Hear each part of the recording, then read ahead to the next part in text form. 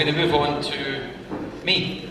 So, I write novels and plays, and none of my novels or plays before had really been about Scottish independence because it just didn't seem particularly relevant. It wasn't on the radar.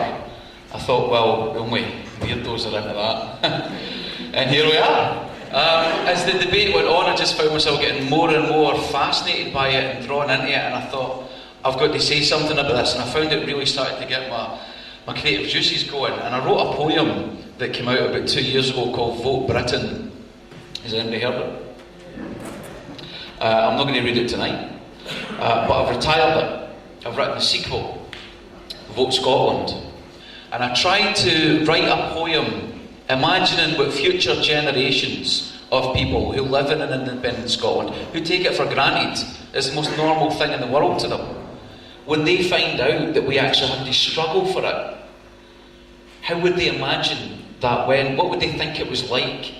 So I've tried to sum up the feeling of what it is to be in this movement at this moment. This is what it feels like for me and for a lot of people I know, and it's just that I'm going to be as honest as I can about it.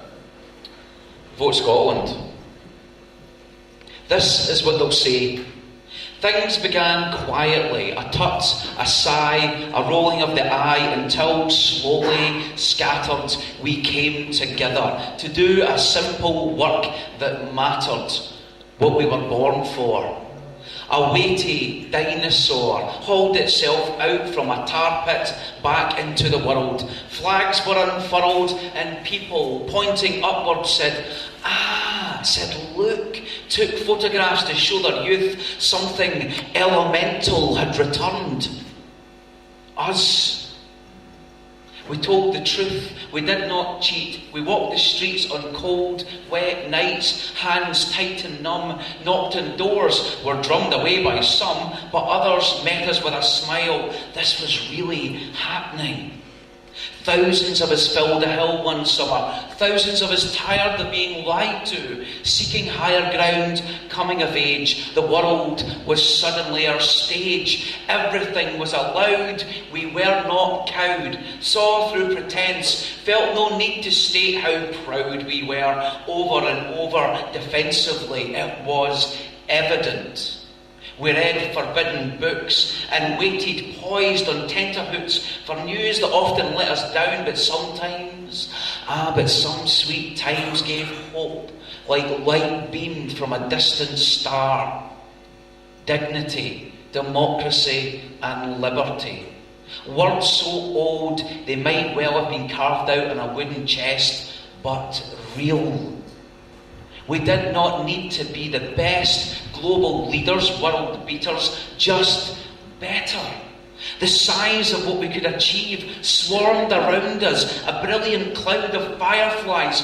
We could inspire. We seized our chance. We danced, we sang, we marched, we chatted long into the night, warmed each other up when needed with a light or a dram or a simple push of the pram. In the meantime, pleading with our kin to heed the call, and many of them dropped what they were doing and followed for their children's sake. It was time. We were awake. The lights were going on. How could we unlearn what we had learned? We'd come too far as one shared mood and feeling, yearning for a greater good, a common weal. We would not fade away as with one voice, one consciousness, one true belief, one day we stood up as a people and said yes.